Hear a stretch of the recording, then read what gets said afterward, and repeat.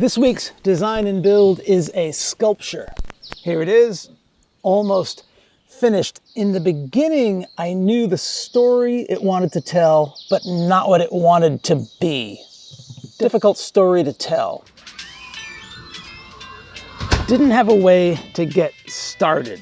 Didn't even know what it should begin to look like. So to kickstart something, I went to visit an antique/junk shop that I love, and I did nothing more than go on a good wander.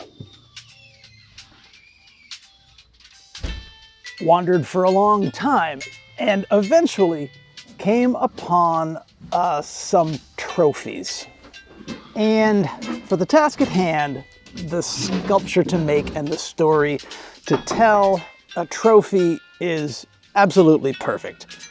Cash. Yep. 25 close enough. All right, we'll see you. That's how I got this build underway.